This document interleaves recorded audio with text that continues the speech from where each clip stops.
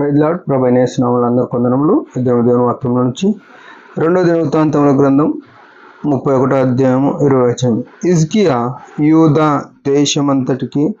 అంతటను ఇలాగు జరిగించి తన దేవుడైన యెహోవా దృష్టికి అనుకూలముగాను యథార్థముగాను నమ్మకముగాను పనిచేయుచూ వచ్చాను. హిజ్కియా యూదా రాజు ఎంత ఘనమైన స్థితిలో ఆయన జీవిత చర్యలు దేవుని పట్ల ఉన్నాయో చూడగలుగుతాం. ఈయన ఎవరంటే రాజులు దాదాపుగా ఏం చేస్తారంటే తమ సొంత ఇష్టాలు లేకుంటే తమకు ఆర్భాటాలు చూస్తారు. దేవుని యొక్క విషయం పట్టించుకోవడంలో చాలా తప్పిపోతారు. కానీ ఈయన ఎట్లున్నాడంటే ఈ యూదా రాజు అంతా ఏం చేశాడు, దేశమంతటను ఇలాగ జరిగించినాడు. దేశమంతటా ఎట్లా అంటే దేవుని యొక్క చిత్తము జరిగించడానికి చూసినాడు. ఎట్లా చూసినాడు? ఈయన దేవుని చిత్తము జరిగించడానికి ప్రయత్నం చేసే ముందు తన జీవితమును దేవునికి ఇష్టముగా ఉంచుకున్నాడు. ఆదికాండం 4వ అధ్యాయంలో 4వ వచనంలో చూస్తామంటాడు, దేవుడు హేబేలును అతని అర్పణను లక్ష్య పెట్టాను, కయ్యేనును అతని అర్పణను లక్ష్య పెట్టాను. ఈ మాట మనం చాలా జాగ్రత్తగా చూసుకోవాలి.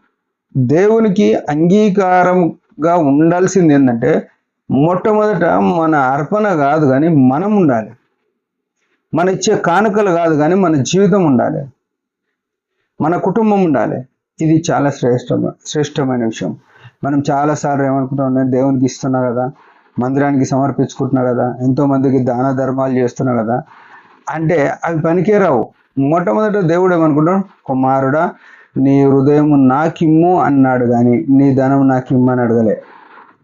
ఆయన ఐశ్వర్యవంతుడై ఉన్నాడు.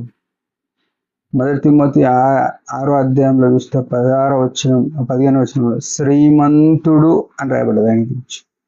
ఆయన శ్రీమంతుడు. కీర్తనలు చూస్తే 1000 కొండ పశువులు నావే కదా అని చెప్పినాడు. ఆకాశమందు సామెతల్లో రాస్తాడన్నమాట. 15వ అధ్యాయం 11వ వచనం, ఆకాశమందు భూమి అందు సముద్రమందు మహాసముద్రంలో యందు ఆయన తనకిష్టమైనదంతా జరిగించేటోడు అంటే ఆయనకు అన్నిటి మీద అధికారం అన్నీ ఆయనయే. కాబట్టి మనం ఇచ్చేది ఏం లేదు. మనము మొట్టమొదట సమర్పణలోనికి రావాలి, మన హృదయం. ఈయన ఏం చేస్తున్నాడు అంటే మొట్టమొదట తన జీవితం దేవునికి ఎట్లున్నదంటే తన దేవుడైన యెహోవా దృష్టికి అనుకూలంగా.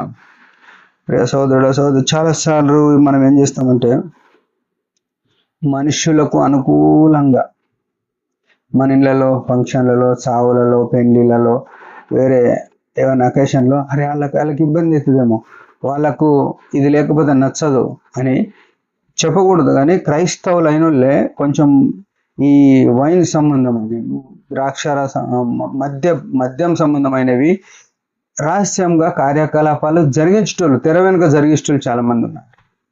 లేకుంటే కొంతమంది సిస్టర్స్ చేయకూడని లోక పద్ధతులు పాస్టర్లకు సేవకురాన్లకు తెలియకుండా తెర వెనుక జరిగించేటోళ్ళు చాలామంది ఉన్నారు. ఇవి మనుషులకు అనుకూలమైంది కాదు. క్రైస్తవ జీవితం దేవునికి అనుకూలంగా యేసు రక్తంతో కడగబడినాక, యేసు రక్తముతో కడగబడిన మనము యేసు వలె మారాలి. దేవునికి అనుకూలంగా ఆయనకు అనుకూలంగా ఉండాలి. ఈయనేమైంది, ఆయనకు అనుకూలంగాను నడిచినాడంట.